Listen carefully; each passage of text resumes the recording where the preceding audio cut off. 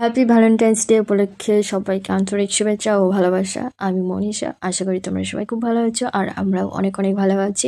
আর আজকে যেহেতু Valentine's day তাই একটু ঘোরাঘুরি করার জন্য আমরা দুজনে চলে এলাম মচলন্দপুর স্টেশনে। তো এসে দেখতে পেলাম অনেক অনেক ধরনের ফুল। তো চলো তোমাদেরকে একটু ঘুরে ঘুরে দেখাই। তো দেখতে পাচ্ছ এখানে বিভিন্ন ধরনের ফুল আছে। তো আমার মোটুকে বললাম তুমি একটা এখান থেকে ফুল নাও, আমি তোমাকে কিনে দিই। সে তো একটা ফুলও নিল না, বরং উল্টো ভাবে আমাকে বললো তুমি তো আমার কাছেই আছো, তো আমার ফুলের দরকার নেই এখন। আর ফুলে অনেক কাটা আছে। আর তারপর আমি হেসে বললাম যে চলো তাহলে তুমি কি খাবে। তারপর আমরা চলে এলাম ফলের দোকানে। আর ফলের দোকানে এসে দেখতে পেলাম এখানে অনেক ধরনের ফল, আঙুর ফল, কমলা লেবু, তারপর খেজুর, তারপর টককুল। তো আমরা আজকে টককুল খাবো, তো টককুলগুলো কিনে নিলাম। আর হচ্ছে মিষ্টি কুল।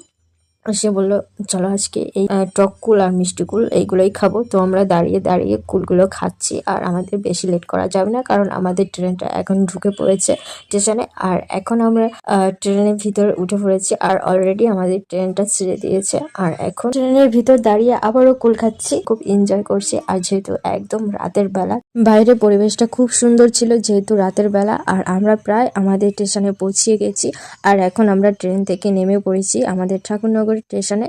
তো চলো এখন আমরা বাড়িতে যাব। তো ওই পাশে আমার দুই ভাই ওরাও আসছে, আর আমরা এখান থেকে এই বাড়িতে যাচ্ছি। তো আজকের ব্লগটা এই অবধি। ভালো লাগলে লাইক কমেন্ট শেয়ার করতে ভুলো না, আর ফলো দিয়ে পাশে